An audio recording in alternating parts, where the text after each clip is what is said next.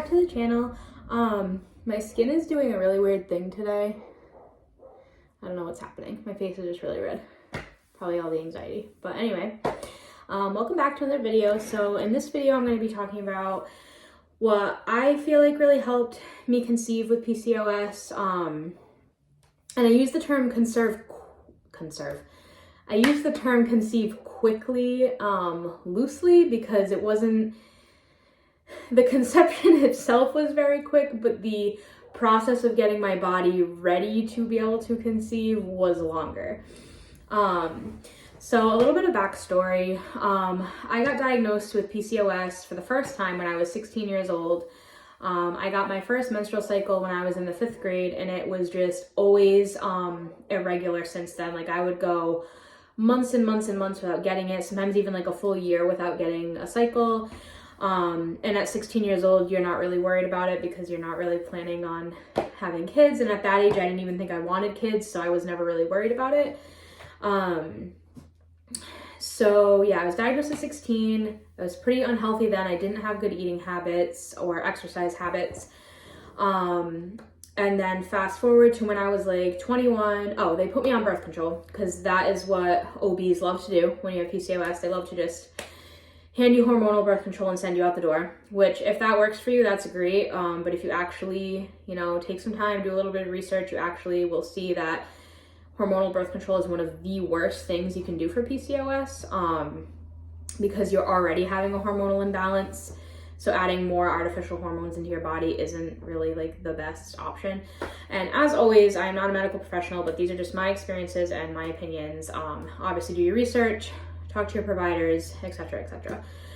But yeah, so I was on birth control from age like 16 to 21 or so, and then I got off of it.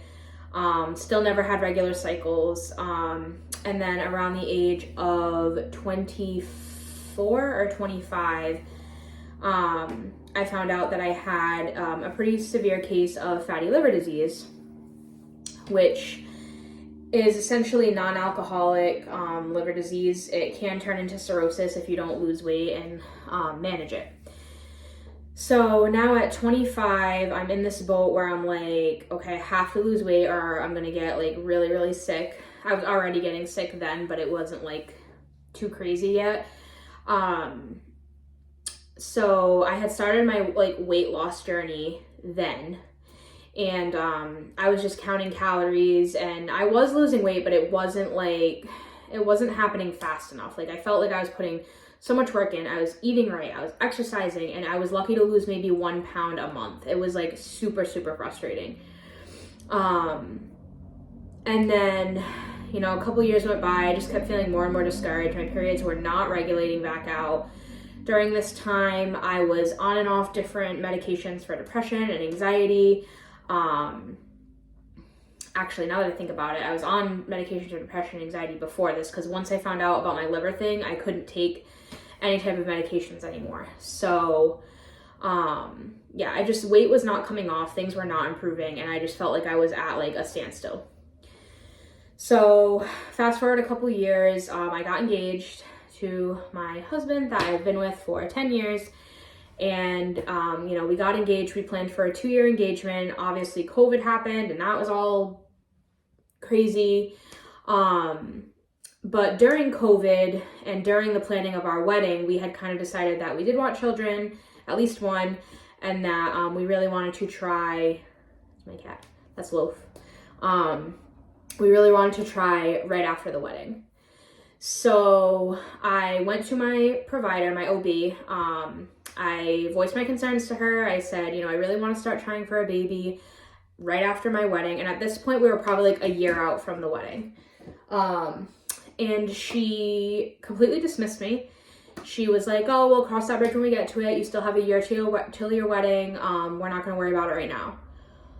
And I remember feeling so discouraged because I was like, I'm not even getting periods right now. So like, I'm not going to wait a year for my wedding to come and still not be getting periods, and then it take potentially like another year to like conceive, after that. Like, I'm not trying to do that. But she just was totally unhelpful. My primary care doctor was a little bit better with helping me in giving me advice because she herself had struggled with PCOS and conceiving. But it still wasn't, like, it very much felt like the ball was in my court and I was going to have to figure everything out on my own. So I turned to YouTube and various blogs on different, like Pinterest and Google search and all of that.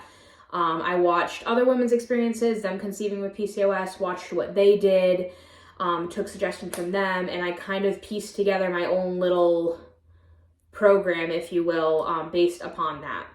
So the first thing that really, really helped me is this book, which I'm going to pause this for a second. I'm going to go get it. So give me 1 second. Okay.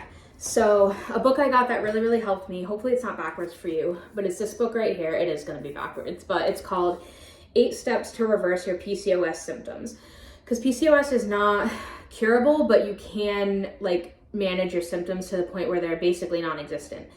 There are many different types of PCOS, which I did not really realize, but this book was a gold mine for information. And I honestly believe that if I did not read this, I would not be where I am right now. So I read this cover to cover.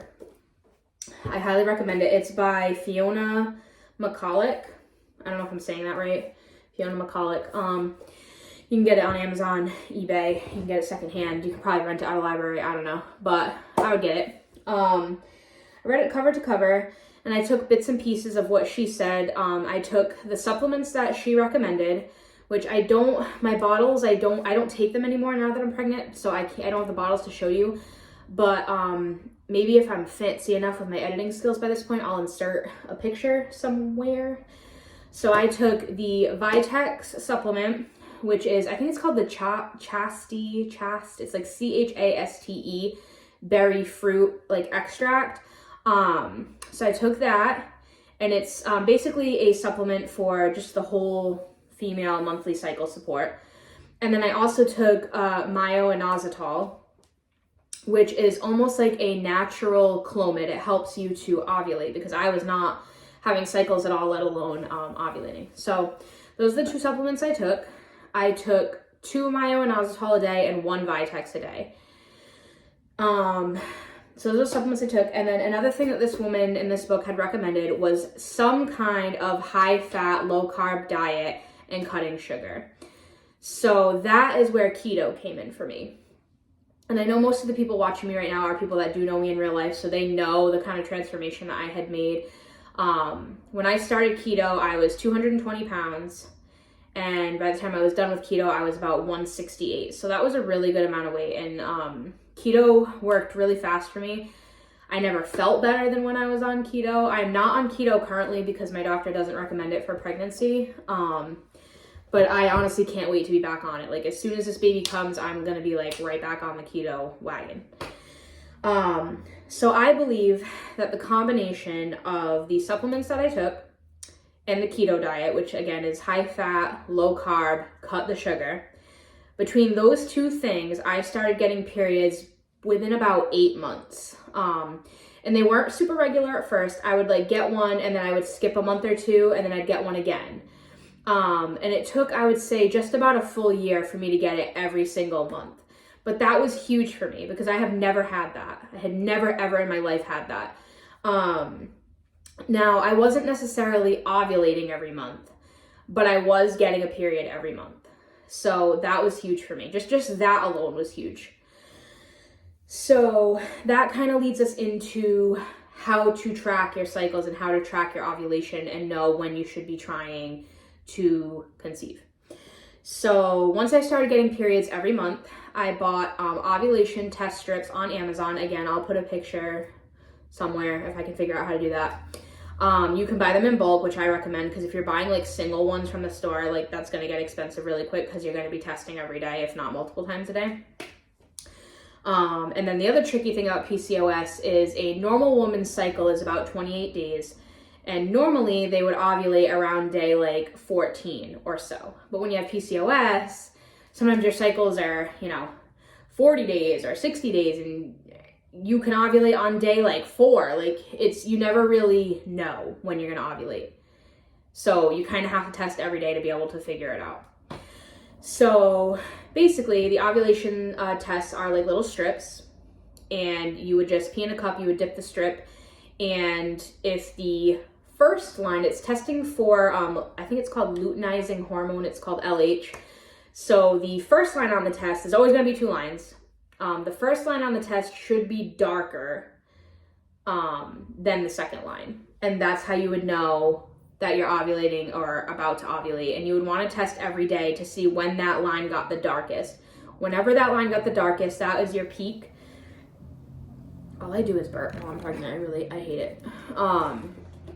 Sorry. Anyway, whenever you got that darkest line, that is your peak. And you should ideally be baby dancing. They say every other day. I did it every day in that window.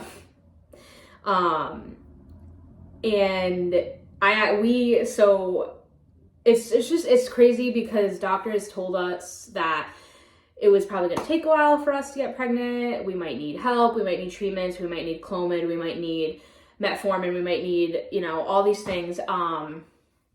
But we technically got pregnant on the first cycle of trying. So that's why in the beginning of the video I had said the conception part was really fast, but the getting my body ready to get to that point is what took the longest.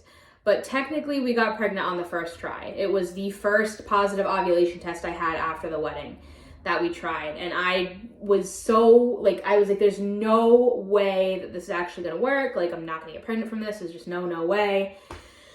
And then literally 7 or 8 days later, I must have been literally 7 days past ovulation. My husband and I had gotten into a little spat, nothing serious, but a little spat. And I just was really upset about it. I wanted to cry, and that was not normal for me. I was like, that's weird that I feel like crying right now. So I took a pregnancy test. I got in the shower. I'll actually put a picture of what my first positive pregnancy test looked like. So I took the test, I got in the shower, and then I got out of the shower and I looked at the test, and I was it was so faint, but I could see a line, and I was like, there's no way. I was like, there's no way. There's no way. And then a few days later, I ended up taking a digital, which confirmed that it was positive, and here we are. So anyway, that is my advice. Like I said, if you have PCOS, and honestly, even if you don't have PCOS and you're having a really hard time conceiving, I would highly suggest the keto diet or some kind of high-fat, low-carb diet and cutting sugar. That alone can do crazy things. You would be amazed. I have multiple friends that did keto for 3 weeks and got pregnant like that, and had been trying for a while prior. So keto diet. If you have PCOS, the Vitex supplement and the Myo-Inositol supplement definitely, I believe, helped me regulate my cycles and ovulate. As always, talk to your doctors and your providers before you make any kind of decisions about your body. Make sure that those supplements are okay to take. No doctor is going to tell you, yes, take this supplement, because they can't. But if you have a really good doctor, my primary care doctor was awesome. She looked at the supplements I wanted to take. She made sure they were going to be safe with my liver condition, and also I also have hypothyroidism. So she made sure they were going to be safe to take and they wouldn't conflict with any of those medications, and sent me on my way. And, she watched how that all worked out for me. She was thrilled for me. Still to this day, she commends me, and, all of that. So that is what I did. I hope that this is helpful for some of you. I'm sorry this video was kind of long, but it was a lot of information to kind of pack in. But if anyone has any questions, my inbox is always open, or I think YouTube still has inboxes. I'm not really sure. But yeah, so I hope this video was helpful for somebody, and yeah, I will see you guys in the next one. I'm thinking my next one will be my gender reveal video, which I know a lot of you, if you found me from TikTok, or if you found me because you just know me personally, then you already know what I'm having. But if you didn't, then it'll be a fun surprise for you. And then after that, I'll probably do a what's on my registry video. So I will see you guys in the next one. Bye.